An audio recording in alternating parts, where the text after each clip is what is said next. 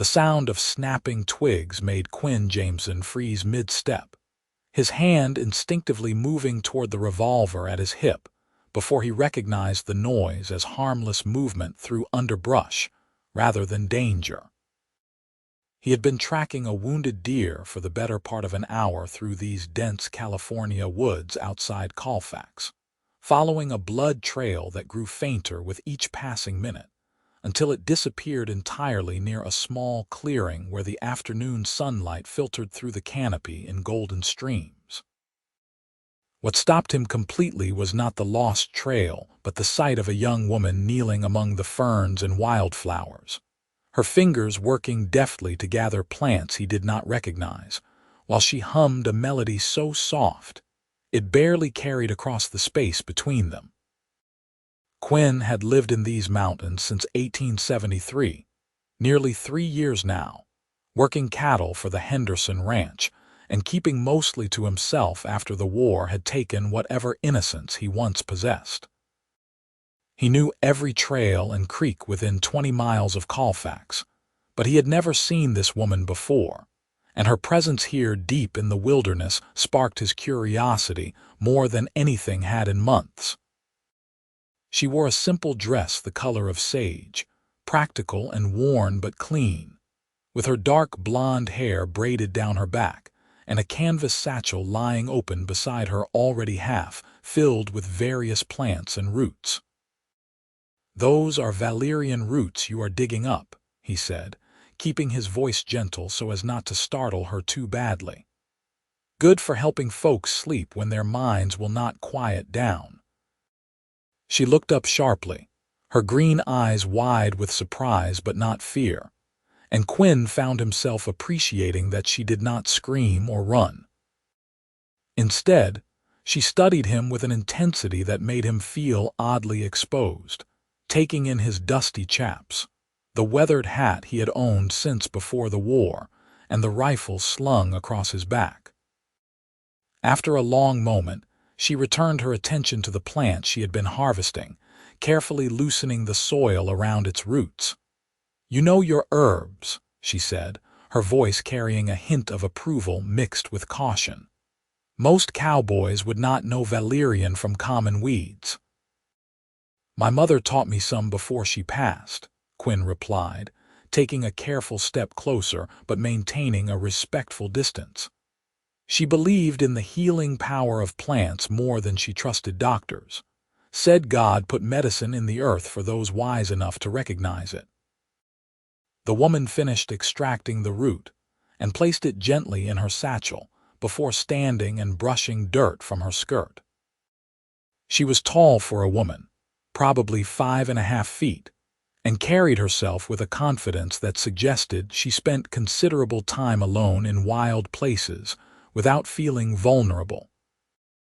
Quinn estimated her age at perhaps 21 or 22, close enough to his own 24 years that he did not feel the generation gap his father would have called improper. "Amelia Northwood," she said, extending her hand in a gesture that surprised him with its directness. "I live about 5 miles west of here with my father. He is a trapper, and I gather medicinal plants to sell to the doctor in Colfax and the surrounding camps." Quinn shook her hand, noting the strength in her grip and the calluses that spoke of hard work. "Quinn Jameson. I work cattle for the Henderson Ranch on the eastern slopes. I was tracking a deer but lost the trail back near that lightning-struck pine." "The 8-point buck with the notch in his left ear," Amelia said, nodding. "I saw him about an hour ago heading north toward the creek. He was limping but moving steadily enough that I think your shot just grazed him." Relief washed through Quinn at the knowledge the animal had not been suffering somewhere in the brush. He hated leaving wounded game, considered it disrespectful to the animal and poor woodsmanship besides. "I am glad to hear it. I would rather miss clean than leave something hurt." Amelia's expression softened slightly, and she bent to gather a cluster of small white flowers that grew near a rotting log. "Most men I know would track that deer until they found it, suffering or not, just to prove they could bring something home. I have known men like that too, Quinn said, watching her work with growing fascination. The war was full of them. Men who could not tell the difference between determination and cruelty. She glanced at him again, something shifting in her eyes that might have been understanding or shared experience. Quinn had learned not to pry into other people's pain, so he simply stood there while she continued gathering the white flowers, moving from plant to plant with practiced efficiency. "Those are yarrow blossoms," he ventured after a moment. "My mother used to make a tea from them for fevers." "And to stop bleeding when applied fresh to wounds," Amelia added, carefully placing the flowers in a separate section of her satchel. "Your mother taught you well. Most of that knowledge has been lost or dismissed as superstition by people who prefer their fancy medicines from back east." Quinn found himself moving closer, drawn by her expertise and the passion that entered her voice when she spoke about plants. "Would you mind if I walked with you while you gather? I promise I am not trying to court you inappropriately. I just have not talked about herbs and healing since my mother died, and I find I have missed it more than I realized." Amelia studied him again with that penetrating gaze, and Quinn forced himself to stand still under the scrutiny, letting her make whatever assessment she needed. Finally, she nodded once and turned to continue deeper into the woods. "You can walk with me, Quinn Jameson, but if you try anything ungentlemanly, I have a knife in my boot and I know exactly where to cut a man to make him reconsider his choices." Despite the threat, Quinn smiled as he fell into step beside her. "That is fair warning and I will respect it. Where are we heading?" "There is a stand of elderberry bushes about a mile north," Amelia explained, moving through the undergrowth with the ease of someone who had walked these paths countless times. "The berries are nearly ripe, and I want to mark the location so I can return in a week or so to harvest them. Plus, there are usually other useful plants growing in the same area." They walked in comfortable silence for a while, with Amelia occasionally stopping to examine a plant or collect a specimen while Quinn watched and listened. He found himself genuinely interested in her explanations of which plants grew in which conditions, how to identify similar species that might be poisonous versus beneficial, and the various preparations required to maximize their medicinal properties. "See this moss growing on the north side of these rocks," Amelia said, kneeling beside a cluster of boulders where thick green moss created a soft carpet. "It can be dried and used for packing wounds. It has natural properties that prevent infection and promote healing. During the war, field surgeons used it when they ran out of bandages." Quinn crouched beside her, studying the moss more carefully. "I did not know that. We could have used that information at Shiloh. We ran out of everything after the first day. You were at Shiloh." Amelia's voice held a note of something he could not quite identify. "My older brother was there. Thomas Northwood with the 2nd Iowa Infantry. I was with the 9th Illinois," Quinn said quietly, the memories rising unbidden despite his best efforts to keep them buried. "April 1862. I was 19 years old and thought I knew what war would be like. I was very wrong." Amelia reached out and briefly touched his arm, a gesture of sympathy that felt more genuine than all the empty platitudes people usually offered. "Thomas came home changed. He lasted 6 months before he walked into the winter woods without a coat and did not come back. Father found him 3 days later, frozen beside a creek." "I am sorry," Quinn said, meaning it deeply. "The war took more men than just the ones who died on the battlefield." "Yes," Amelia agreed softly. "It did." They continued walking, the shared understanding of loss creating an unexpected bond between them. Quinn found himself telling her about his mother's death from pneumonia 2 winters ago.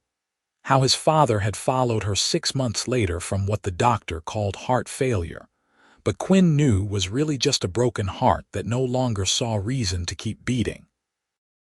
Amelia listened without interrupting, occasionally nodding or making small sounds of sympathy that never felt forced or performative.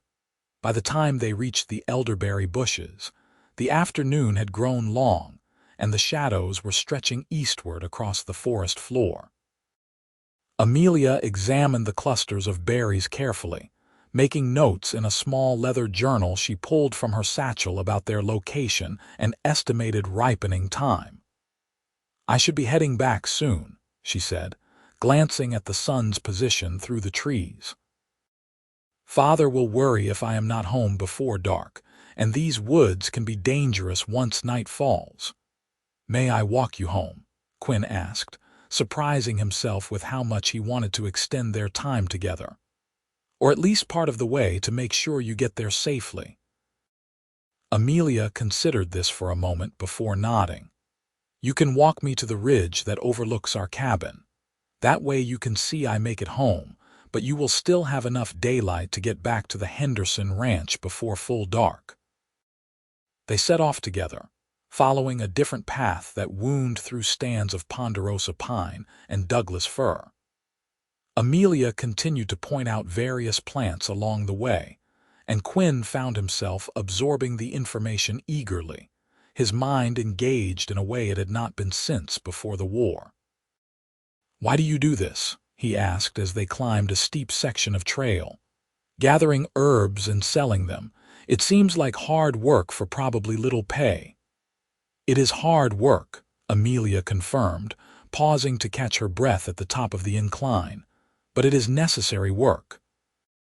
The doctor in Colfax is old and forgetful, and many people cannot afford his fees anyway. When I sell him herbs and tinctures, he can help more people at lower cost. And when I teach other women how to identify and prepare medicines themselves, they can care for their families without depending on anyone." There was something fierce in her voice that Quinn recognized as purpose, that rare quality he had seen in only a few people throughout his life. His mother had possessed it when caring for sick neighbors. His captain during the war had shown it when protecting his men. And now, this young woman gathering herbs in the California wilderness displayed that same unwavering commitment to something larger than herself. "That is admirable," Quinn said honestly. "Most people I know are just trying to get by day to day. You are actually trying to make things better." Amelia glanced at him with what might have been the beginning of respect or possibly friendship. "What about you, Quinn Jameson? What do you want beyond working cattle and surviving?" The question caught him off guard because he had not thought seriously about wanting anything in years.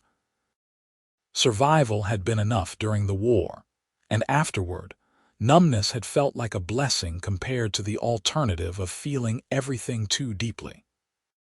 But standing here with this woman who gathered healing plants and taught others her knowledge, Quinn felt something stir inside him that resembled the person he had been before Shiloh.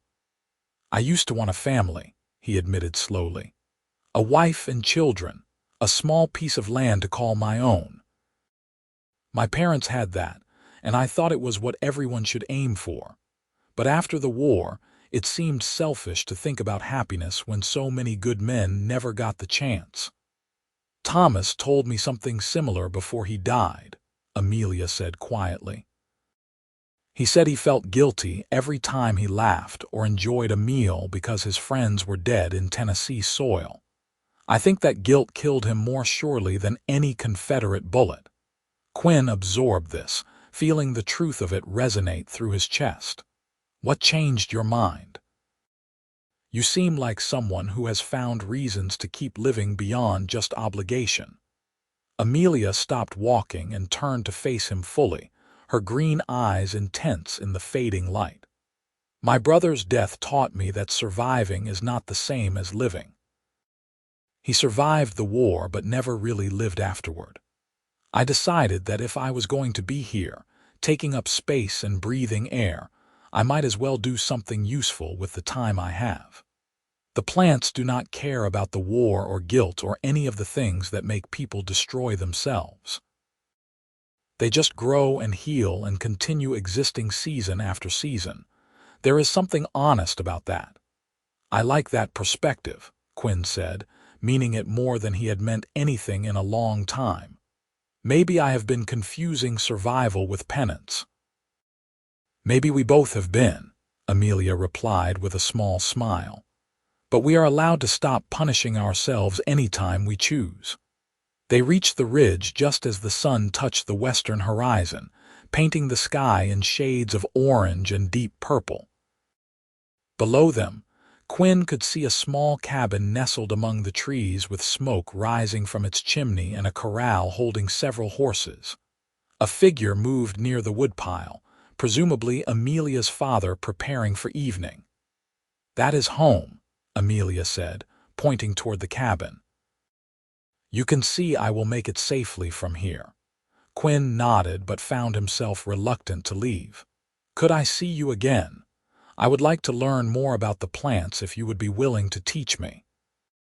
Amelia studied him one more time, and Quinn held his breath without quite knowing why her answer mattered so much. Finally, she smiled genuinely, transforming her serious face into something unexpectedly beautiful.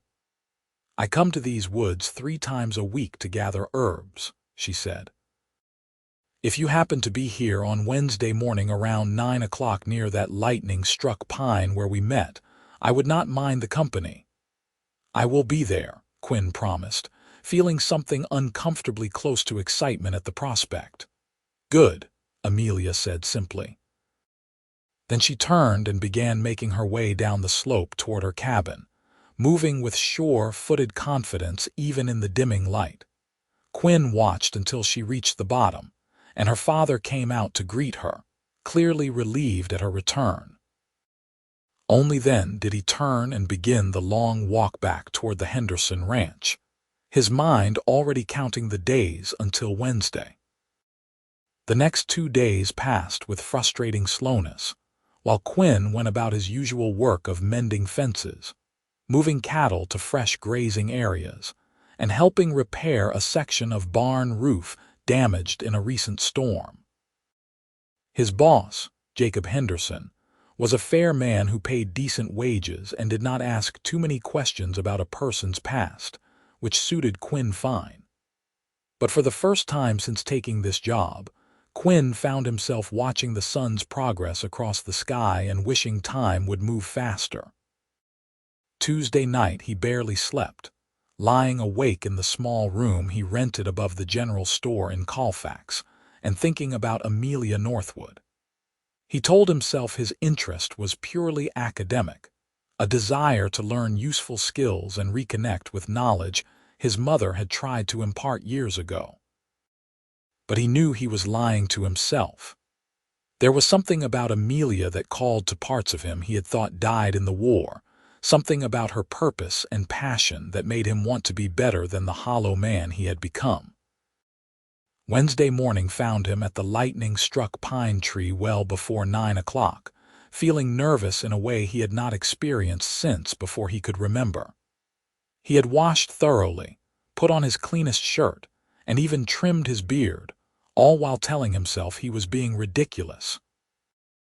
Amelia arrived exactly at 9, carrying her satchel and wearing a different dress, this one the color of creek water, with the same practical boots and her hair in the same long braid. Her face lit up when she saw him waiting, and Quinn felt his heart do something complicated in his chest. "You came," she said, sounding pleased. "I said I would," Quinn replied. "I am not in the habit of breaking promises." "Neither am I," Amelia said, her smile widening slightly. "So I promise to teach you everything I know about healing herbs if you promise to be a patient student." "Deal," Quinn agreed immediately. They set off together into the woods, and Amelia began what would become a regular pattern of instruction and conversation. She taught him how to identify wild ginger by its heart-shaped leaves and how to harvest the root without killing the plant. She showed him the difference between beneficial Solomon seal and potentially dangerous false Solomon seal, explaining how small variations in leaf arrangement could mean the difference between medicine and poison. Quinn absorbed everything eagerly, asking questions and taking mental notes he would later write down in the small journal he had purchased specifically for this purpose. But beyond the practical knowledge, he found himself learning about Amelia herself through the stories she told while they walked. Her mother had died when Amelia was 12, leaving her to keep house for her father and older brother while they worked their trap lines.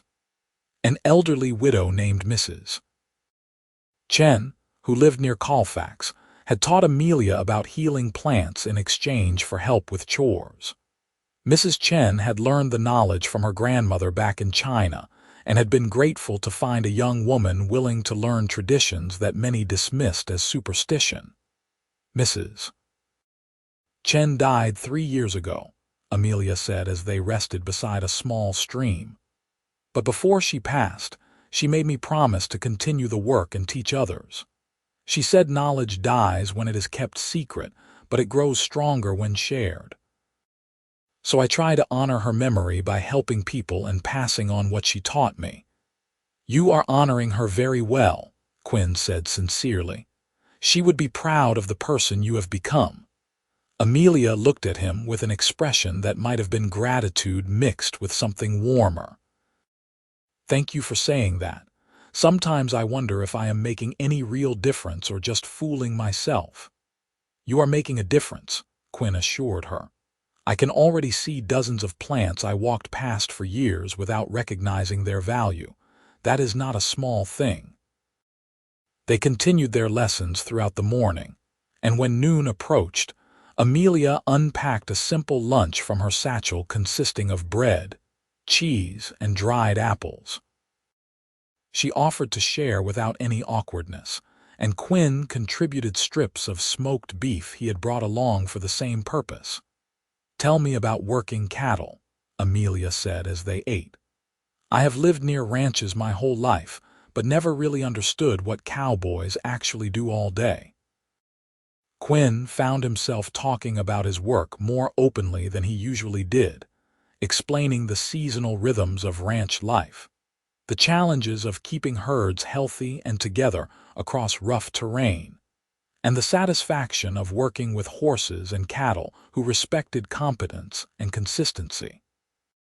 He told her about his favorite horse, a bay gelding named Copper who had more sense than half the men Quinn knew, and about the time he had helped deliver a breech calf in the middle of a lightning storm. Amelia listened with genuine interest, asking intelligent questions that showed she understood the skill and knowledge required for work many people dismissed as simple. Her attention made Quinn feel seen in a way he had almost forgotten was possible. As Wednesday became a regular occurrence and then expanded to include Fridays as well, Quinn realized he was falling in love. The recognition came gradually, built from accumulated moments of shared laughter, comfortable silences, and the simple pleasure of being understood by another person. Amelia never pushed him to talk about the war beyond what he offered voluntarily. She never treated him as broken or damaged.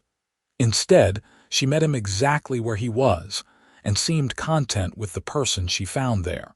For her part, Amelia seemed to enjoy his company equally.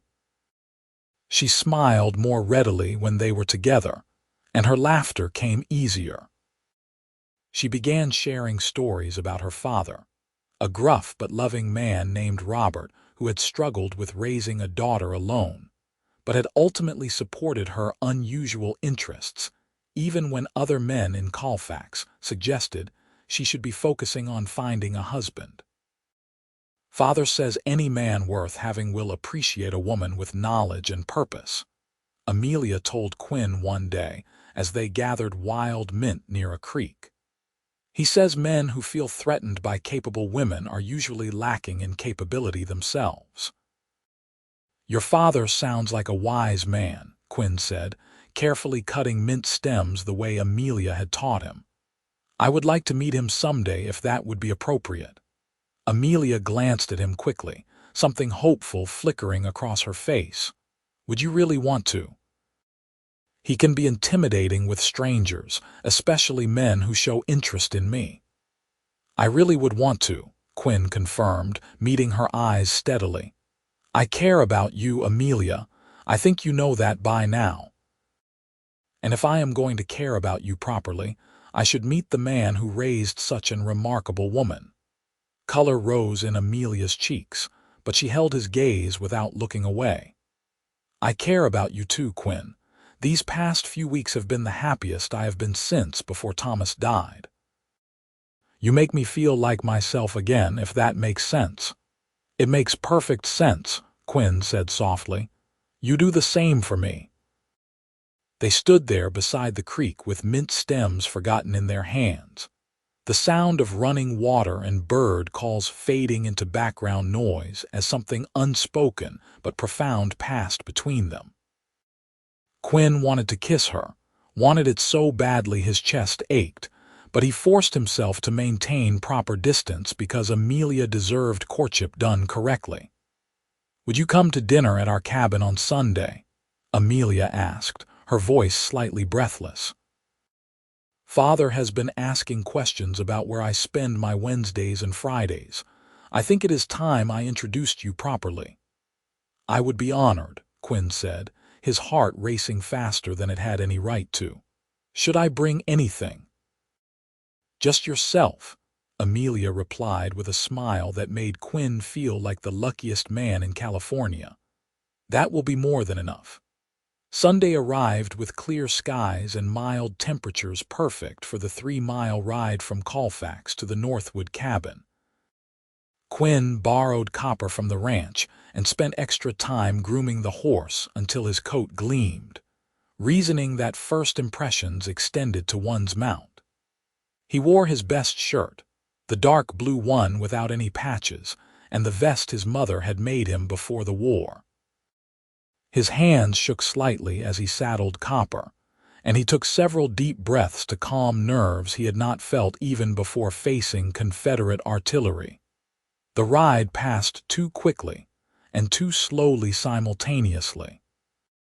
Quinn rehearsed various introductions in his head, trying to find words that would convey respect and serious intentions without sounding presumptuous about Amelia's feelings. By the time the cabin came into view, he had abandoned all his prepared speeches and decided to simply be honest.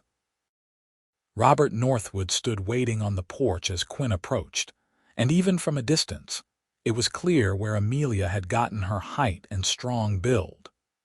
Robert was easily 6 feet tall with broad shoulders and arms that showed the results of decades of physical labor. His hair was mostly gray, his face weathered and lined, but his eyes were sharp and assessing as they tracked Quinn's approach. "Mr. Northwood," Quinn said, dismounting and removing his hat in a gesture of respect. "I am Quinn Jameson. Thank you for inviting me to your home." "My daughter invited you," Robert corrected, his voice deep and measured. "I am simply curious to meet the man who has been spending so much time alone with her in the woods." "Father," Amelia's voice came from the doorway, carrying a note of warning. "We discussed this. You promised to be civil." "I am being civil," Robert said, though his expression remained stern. "I have not shot him yet."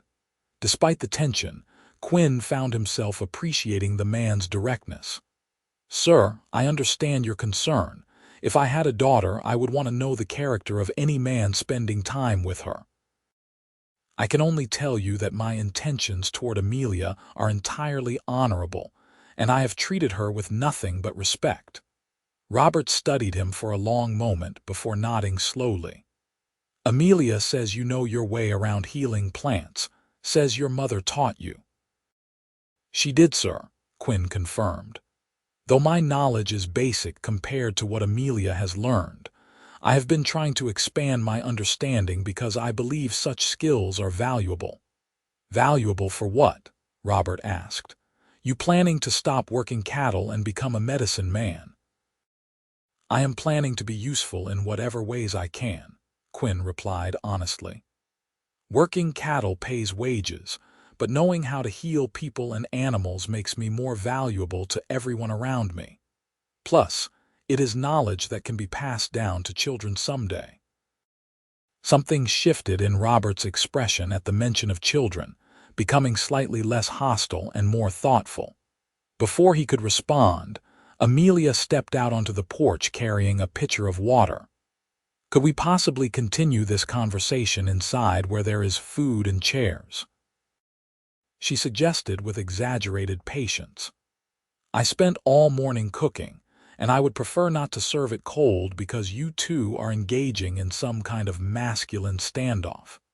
Robert actually smiled at that, transforming his stern face into something warmer. Your daughter has a sharp tongue, Mr. Jameson. You should know that before you get too attached. I already noticed, sir, Quinn said, allowing himself a small grin. I consider it one of her finest qualities. Good answer, Robert said, clapping Quinn on the shoulder with enough force to make him stumble slightly. Come inside and let us see if you can hold your own in conversation as well as you do in verbal sparring. Dinner proved less intimidating than Quinn had feared. Amelia had prepared venison stew with vegetables and herbs that made the dish taste better than anything Quinn had eaten in months. Robert asked pointed questions about Quinn's background, his war service, his current work, and his future plans. Quinn answered as honestly as he could, neither exaggerating his accomplishments nor downplaying his struggles. I fought at Shiloh, Stones River, and Chickamauga, Quinn explained when asked about his military service. I survived when better men did not, and I am still trying to understand why or what I am supposed to do with that survival. Working cattle has given me purpose and stability, but meeting your daughter has reminded me that there are other ways to contribute beyond just getting by. Robert absorbed this with a slow nod. Thomas never got past the surviving part, could not forgive himself for living when his friends died. I tried to reach him, but grief is a powerful thing. Finally, it took him away from me. I am sorry for your loss, sir, Quinn said quietly. Amelia told me about Thomas. The war created too many stories like his. That it did, Robert agreed heavily. Which is why I need to know you are not going to add another tragedy to this family. My daughter has already lost her mother and brother. I will not stand by while she gives her heart to a man who is still trying to die. The blunt assessment hit Quinn like a physical blow, forcing him to confront truths he had been avoiding. Was he trying to die? Had his careful isolation and emotional numbness been a slow form of suicide similar to what Thomas had chosen more actively? I was, Quinn admitted, the words difficult but necessary. For a long time after the war, I think I was waiting for permission to stop existing. But something changed when I met Amelia. She showed me that knowledge and purpose can outlive pain, that choosing to do something useful is its own form of healing. I am not completely whole yet, sir, but I am trying to get there. And if Amelia will have me, I would like to keep trying with her beside me. Silence filled the cabin as Robert considered this response. Amelia had stopped eating, her eyes fixed on Quinn's face with an expression that held hope and vulnerability in equal measure. Finally, Robert set down his spoon and looked directly at Quinn. My daughter is the strongest person I know, he said firmly. She has survived losses that would have broken lesser people, and she has done it with grace and purpose. Any man who wants to court her needs to match that strength, not diminish it. He needs to support her work, not demand she give it up for some notion of traditional womanhood. Can you do that, Quinn Jameson? I can and I will, Quinn said without hesitation. Amelia's knowledge and purpose are part of what I love about her. I would never ask her to be less than she is. You love her, Robert asked, his eyebrows rising. Quinn glanced at Amelia, saw the question in her eyes, and decided there was no point in hiding what he felt. "Yes, sir, I do. I know we have only known each other a few weeks, but I love who she is and who I am becoming because of her influence. If that is too forward, I apologize, but you asked for honesty." Robert looked at his daughter. "Amelia, you have a say in this too." Amelia's face had turned pink, but her voice was steady when she spoke. "I love him too, Father. He listens when I talk about plants and healing. He asks questions and remembers the answers. He treats my work as important rather than a strange hobby. And he makes me laugh in ways I have not laughed since Thomas died. I know it has only been a few weeks, but I know my own heart." "Well then," Robert said, leaning back in his chair with an expression that might have been satisfaction, "I suppose we have an understanding. Quinn, you have my permission to court my daughter properly. That means no more spending all day alone with her in the woods without supervision. You want to learn about plants, you come here and she can teach you where I can keep an eye on things. You want to take her into town, you ask my permission first and have her home before dark. And if your intentions remain serious after a few months of proper courtship, we will discuss marriage at that time. Are those terms acceptable?" "Very acceptable, sir," Quinn said, relief and joy flooding through him in equal measure. "Thank you for trusting me with something so precious." "I am trusting you not to make me regret this decision," Robert corrected, though his tone had warmed considerably. "Now, who wants pie?" Amelia made blackberry from berries she gathered last week, and it would be a shame to let it go to waste. The rest of the evening passed in comfortable conversation, with Robert sharing stories about his years as a trapper and the changes he had seen in California since first arriving in 1850. Quinn found himself genuinely liking the older man, appreciating his direct manner and the clear love he held for his daughter. When the sun began setting and Quinn prepared to leave, Amelia walked him out to where Copper was tied. Robert remained on the porch, visible but out of immediate earshot. "That went better than I expected," Amelia said softly, standing close enough that Quinn could smell the lavender she used to scent her soap. "I was afraid Father would be impossible." "He was protective, which is exactly what he should be," Quinn replied, taking her hand in his and marveling at how perfectly it fit. "I meant what I said in there, Amelia. I love you. I know it is fast, but I am certain about how I feel." "I am certain too," Amelia said, squeezing his hand gently. "You have given me hope for a future I had stopped imagining. That is not a small gift, Quinn Jameson." "You have given me reasons to want that future," Quinn responded. "That is an even greater gift." They stood together in the fading light, hands clasped and futures suddenly bright with possibility. Robert cleared his throat meaningfully from the porch, and they stepped apart with matching smiles. "I will see you Wednesday," Amelia said. "At the cabin, where Father can supervise my corrupting influence on your education." "I will be here," Quinn promised, mounting Copper with reluctance. "And Amelia, thank you for taking a chance on a broken-down cowboy." "You are not broken," Amelia said firmly. "You are healing." "There is a difference."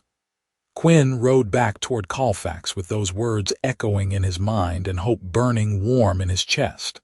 For the first time since Shiloh, he allowed himself to imagine a future that included happiness, family, and purpose beyond simple survival. The next few months established a pattern that suited everyone involved. Quinn visited the Northwood cabin 3 times a week, spending his time learning about herbs and plant medicine while Robert worked on various projects nearby. Amelia proved an excellent and patient teacher, expanding Quinn's knowledge far beyond what his mother had taught him years ago. He learned to make tinctures by steeping herbs in alcohol, to create salves by mixing rendered fat with medicinal plants, and to prepare syrups that made bitter medicines palatable for children. Amelia taught him the proper times to harvest different plants for maximum potency, how to dry and store herbs to preserve their properties, and which combinations worked synergistically to enhance healing effects. But beyond the practical knowledge, Quinn learned about Amelia herself. He discovered she sang while she worked, usually old songs her mother had taught her. He learned she had a stubborn streak when it came to her beliefs about medicine and healing that matched his own stubbornness about doing things correctly. He found out she was afraid of thunderstorms, a fact she shared reluctantly one afternoon when dark clouds gathered, and she instinctively moved closer to him for comfort. "Thomas and I were caught in a terrible storm when I was 10, she explained, her voice tight with remembered fear. Lightning struck a tree not 20 feet from where we were sheltering. The sound and the light and the smell of burning wood, it all just embedded itself in my memory. I know it is irrational to still be afraid after all these years, but I cannot seem to help it." "Fear is not always rational," Quinn said, taking her hand in his while Robert pretended not to notice from where he was repairing a saddle across the room. "I still have trouble with loud noises sometimes. Fireworks on Independence Day about send me through the roof because they sound too much like artillery. We all carry our fears. Being honest about them takes more courage than pretending they do not exist." Amelia looked at him with such tenderness that Quinn's heart ached. "How did I get so lucky to find you?" "I think I am the lucky one," Quinn replied honestly. Robert cleared his throat again, but when Quinn glanced over, the older man was smiling slightly. As autumn arrived and the leaves began changing colors across the California mountains, Quinn realized he wanted to marry Amelia more than he had ever wanted anything. The certainty of it settled into his bones like coming home after a long journey. He began saving money more carefully, planning for a future that would require resources beyond his current wages. He also began looking at land, riding out on his days off to survey areas near Colfax, where a man might build a cabin and start a small ranch of his own. He found a promising section about 2 miles from town with good water access, decent grazing, and enough timber for building. The land was available for homesteading, requiring only that he file a claim and make improvements to establish ownership. When he mentioned his plans to Jacob Henderson, his boss surprised him with an offer. "I have been thinking about expanding the ranch," Jacob said one evening as they finished the day's work. "But I am getting too old to manage everything myself. If you wanted to go into partnership, I could provide some startup cattle and equipment in exchange for a percentage of your profits for the first 5 years. After that, you would own everything outright, and we could continue as neighboring ranchers who help each other out." Quinn stared at his boss in surprise. "That is an incredibly generous offer, Mr. Henderson. Why would you do that for me?" "Because you are a good worker and an honest man," Jacob replied simply. "Those qualities are rarer than they should be. Plus, I like the idea of having a reliable neighbor rather than some stranger filing a claim on that land. You would do that, right? File on the section near Bear Creek." "That is exactly the land I have been considering," Quinn admitted. "How did you know?" Jacob smiled slightly. "I have seen you riding that direction on your days off. It is good land, and you have a good eye for recognizing it. Talk to Amelia and her father. If they approve of the plan, come back and we will draw up papers making it official." That Sunday, Quinn presented his plans to Robert and Amelia over dinner. He laid out everything he had been thinking about regarding the land, the partnership with Henderson, and his timeline for building a cabin and establishing a small herd. It would take probably 2 years to get everything established properly, Quinn explained, watching their faces carefully for reactions. "But at the end of that time, I would have a home and a livelihood that could support a family. I am not asking for answers today, but I wanted you both to know my intentions are serious, and I am working toward a future that includes Amelia if she will have me." Robert looked at his daughter, raising an eyebrow in question. Amelia's face had gone pink, but her eyes were bright with happiness. "Are you proposing, Quinn Jameson?" she asked directly. "Because if you are, I would appreciate you being clear about it." Quinn dropped to one knee beside her chair, reaching for her hand. "Amelia Northwood, I love you more than I thought possible to love another person. You have shown me how to live again rather than just survive. You have taught me patience and purpose and given me hope for a future worth building. I do not have a ring yet, because I wanted to ask your father's permission first and make sure I could offer you a real home rather than just promises. But if you will marry me, I swear I will spend every day for the rest of my life trying to deserve the gift of your love. Will you be my wife?" Tears spilled down Amelia's cheeks, but she was smiling as she nodded.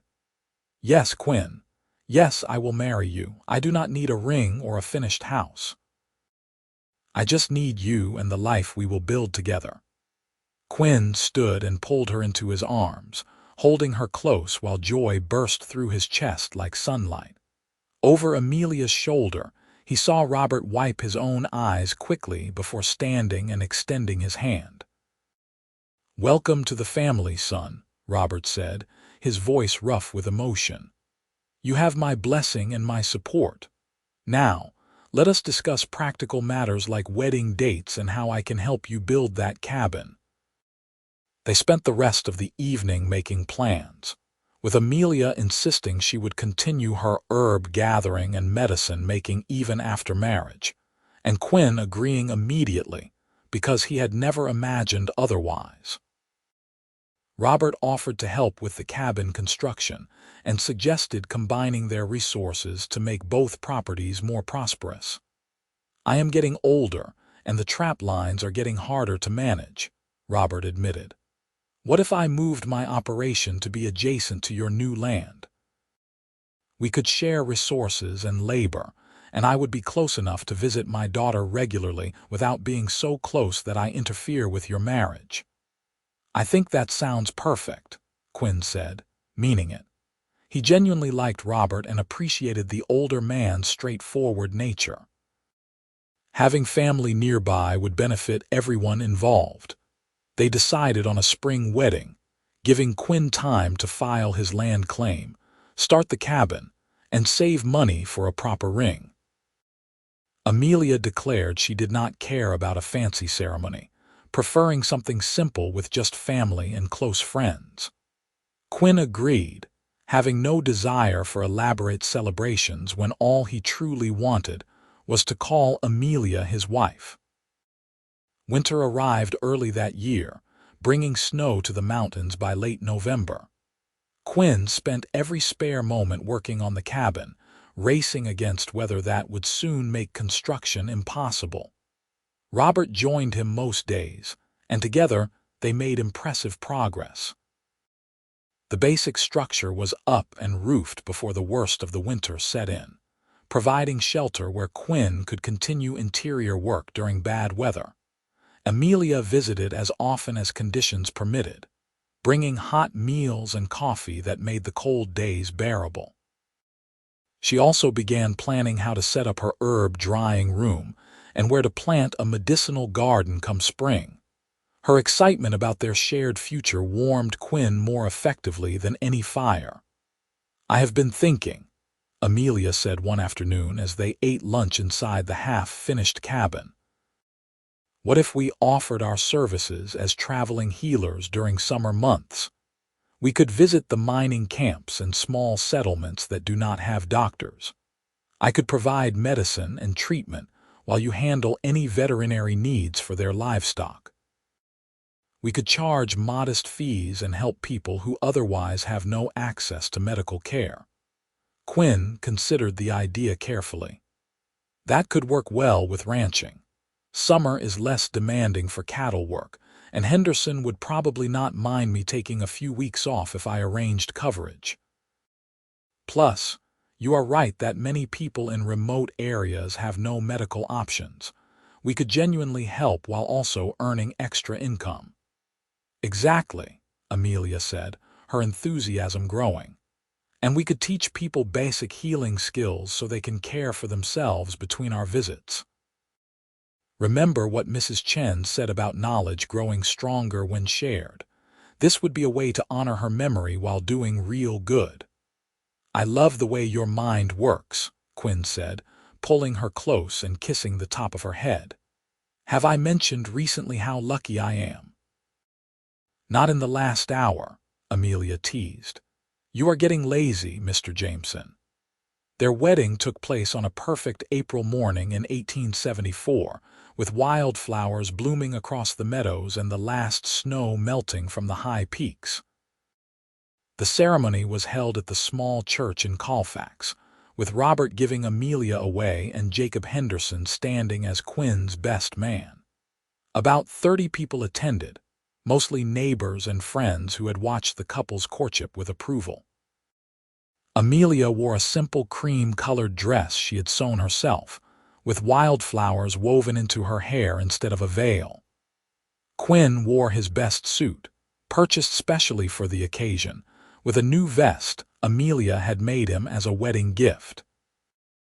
The ring he slipped onto her finger was a simple gold band engraved with both their initials and the date, representing everything they were promising each other. When the minister pronounced them husband and wife, and told Quinn he could kiss his bride, Quinn cupped Amelia's face gently in his hands and kissed her with all the love and hope he carried in his heart. She kissed him back with equal fervor, and when they finally separated, both had tears streaming down their faces. The celebration afterward was joyful and relaxed, with food, music, and dancing that lasted into the evening. Quinn danced with his new wife until his feet ached, then danced some more because he could not bear to stop holding her. When they finally left for their cabin as the sun set, well-wishers threw rice and called out blessings that followed them down the road. Their wedding night was tender and sweet, full of nervous laughter and gentle exploration. Quinn had worried about his inexperience, but Amelia met him with equal innocence and a willingness to learn together that made everything feel right. They loved each other with care and patience, discovering each other's bodies and preferences with growing confidence. Afterward, they lay tangled together in the bed Quinn had built specifically for this moment, talking quietly about their dreams for the future. "I want children," Amelia said, trailing her fingers across Quinn's chest. "At least 3, maybe 4. I want our home to be full of life and laughter." "I want that too," Quinn agreed, catching her hand and bringing it to his lips. "I want to teach our sons how to work cattle and care for the land. I want to watch you teach our daughters about healing plants and being strong women. I want to build something that lasts beyond us." "We will," Amelia said with certainty. "We already are." Their first year of marriage proved both challenging and rewarding as they worked to establish their ranch while maintaining Amelia's medicine practice. Quinn proved adept at managing cattle, gradually building his herd through careful breeding and the partnership arrangement with Henderson. Amelia continued gathering herbs and treating patients, with Quinn often accompanying her on calls that required both medical and veterinary attention. They implemented their plan to visit remote camps that summer, spending 3 weeks traveling through the mountains and providing care to miners and their families. The experience was exhausting but fulfilling, confirming their belief that this work was valuable and needed. They returned home tired but satisfied, already planning the next year's circuit. By their first anniversary, the ranch was showing real promise, and their reputation as skilled healers had spread throughout the region. Robert had moved his operation adjacent to their land as planned, and the three of them often worked together on projects that benefited both properties. The arrangement worked beautifully, providing family closeness without infringing on the couple's privacy. In the autumn of 1875, Amelia discovered she was pregnant. The news filled Quinn with a joy so intense it was almost frightening, bringing with it fears about fatherhood and protecting something so precious. But Amelia met his worries with practical confidence, reminding him that they had successfully built everything else in their lives together and would manage parenthood the same way. She continued her herb work throughout the pregnancy, only reducing her activities in the final month when her size made climbing hills and bending to harvest plants difficult. Quinn worried constantly, but Amelia remained healthy and strong, insisting that pregnancy was a natural condition rather than an illness. Their son was born on a May morning in 1876, arriving after a labor that lasted through the night and left Quinn feeling more helpless than he had ever felt during the war. Robert stayed with him, offering reassurance and occasionally telling him to stop pacing before he wore a hole in the floor. When the midwife finally emerged with a squalling infant wrapped in blankets, Quinn's knees actually went weak with relief. "You have a son," the midwife announced with a smile, "and your wife is tired but healthy. You can go in now." Quinn entered their bedroom to find Amelia propped against pillows, looking exhausted but radiant as she held their child. The baby had stopped crying and was staring around with unfocused eyes, tiny fists waving in the air. "Meet your son," Amelia said softly, holding the bundle out to Quinn. Quinn took the baby with trembling hands, overwhelmed by the tiny weight and the perfect features of his child. "He is beautiful," Quinn whispered, unable to take his eyes off the infant. "He is absolutely perfect. What should we name him?" Amelia asked. They had discussed names but never quite decided. Looking at his son now, Quinn thought about everything that had brought them to this moment: the war, the healing, the hope they had rebuilt from ashes. "James," Quinn said finally, "after my father. James Robert Jameson, if that is acceptable."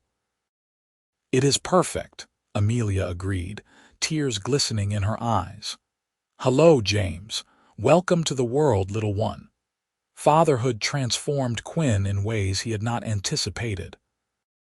The fierce protectiveness he felt for his son rivaled anything he had experienced during the war, but unlike those violent impulses, this feeling was entirely positive and constructive. He worked harder to make the ranch successful, driven by the need to provide security for his family. He also found himself more patient and gentle, qualities his child seemed to draw out naturally. James proved a healthy, active baby who grew rapidly and seemed fascinated by everything around him. By his first birthday, he was walking and getting into everything, requiring constant supervision that Amelia and Quinn shared while juggling their other responsibilities. Robert proved an adoring grandfather, often taking James for walks or teaching him about animals and nature in ways the toddler could barely understand but seemed to enjoy immensely. In 1878, Amelia became pregnant again, and their daughter was born that December. They named her Sarah Elizabeth, and she had her mother's green eyes and her father's dark hair. Where James had been active and boisterous, Sarah was calmer and more observant, watching the world with serious attention that reminded Quinn of Amelia gathering herbs. With 2 children and growing responsibilities, Quinn and Amelia adjusted their traveling healer practice, limiting trips to once per summer and focusing more on patients who could reach their ranch. They built a small, separate building dedicated to Amelia's medicine work, complete with examination space, her herb drying room, and storage for prepared medicines. The setup allowed her to work professionally while remaining close to home and the children. The ranch continued to prosper, and by 1880, Quinn was able to complete his 5-year obligation to Henderson and take full ownership of his herd and land. The partnership had worked exactly as planned, benefiting both men and establishing Quinn as a respected rancher in the Colfax area. Their third child arrived in 1881, another son they named Thomas Robert after Amelia's brother and father. The name honored the losses that had shaped them both while celebrating the life they had built despite grief. Little Thomas was a happy baby who laughed easily and seemed determined to keep up with his older siblings from the moment he could crawl. As their children grew, Quinn and Amelia made sure to teach them the knowledge and skills that had brought their parents together. James learned ranching from Quinn and herb identification from Amelia, showing aptitude for both. Sarah gravitated toward healing work, often following her mother around and asking endless questions about plants and medicine. Thomas showed early signs of inheriting his grandfather's affinity for tracking and understanding animal behavior. The family developed rhythms and traditions that grounded their life together. Sunday dinners with Robert became sacred time when no work was allowed and only family mattered. Summer evenings were spent together on the porch, watching the sun set over their land while the children played and Amelia and Quinn held hands and marveled at what they had created. Winter nights found them gathered around the fireplace, with Quinn reading aloud while Amelia sewed and the children played quietly with handmade toys. In 1885, when James was 9, Sarah was 7, and Thomas was 4, Quinn stood on his porch one evening and took stock of his life. The ranch sprawled across several hundred acres now, supporting a substantial herd that provided good income. The cabin had been expanded multiple times to accommodate their growing family and now featured 4 bedrooms, a large kitchen, a dining room, and Amelia's medicine room. Robert's adjacent property was equally prosperous, and the older man remained healthy and active at 63. Most importantly, Quinn's family was thriving. Amelia had become the most respected healer in the region, with people traveling from considerable distances to seek her expertise. Her knowledge had saved countless lives, and she had trained several younger women in the healing arts, ensuring the tradition would continue. Their children were healthy, intelligent, and kind, showing every sign of becoming fine adults. Quinn himself had changed beyond recognition from the hollow man who had stumbled through life after the war. The nightmares that once plagued him had faded to occasional shadows.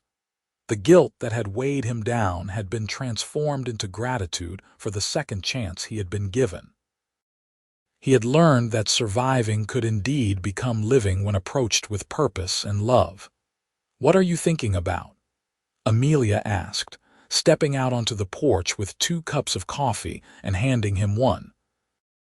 "Everything," Quinn said, accepting the coffee and pulling her close with his free arm. "I was thinking about the day I found you in those woods gathering herbs. How different my life would be if I had not followed that lost deer trail.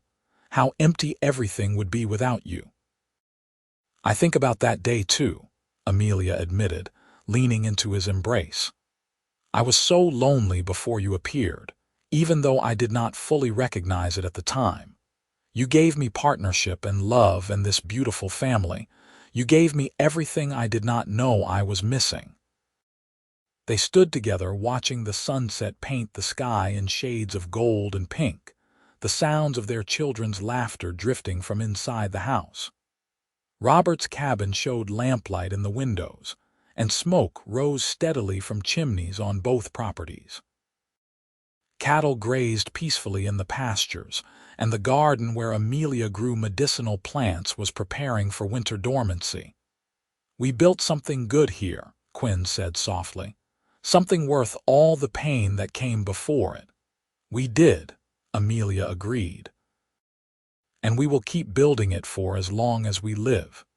This is our legacy, Quinn. Not just the land or the ranch, but the love and knowledge we pass to our children and the healing we bring to others. This is what makes everything worthwhile. Quinn kissed the top of her head, breathing in the familiar scent of lavender and herbs that always clung to her hair. I love you, Amelia Jameson, more today than the day I married you and more tomorrow than today. I love you too, Amelia replied. Thank you for walking beside me and learning my ways. Thank you for seeing who I was and loving me for it. They remained on the porch until the stars emerged, and the evening chill drove them inside to warmth and family. The life they had built together continued steady and strong, rooted in the love that had begun deep in the California woods when a cowboy found a woman gathering herbs and decided to walk beside her. That decision had changed everything, creating ripples of healing and hope that would extend far beyond their own lives into generations yet to come. And as Quinn closed the door behind them, shutting out the night and embracing the light and laughter within, he knew with absolute certainty that every step of his journey had been worthwhile, because it had led him home to her.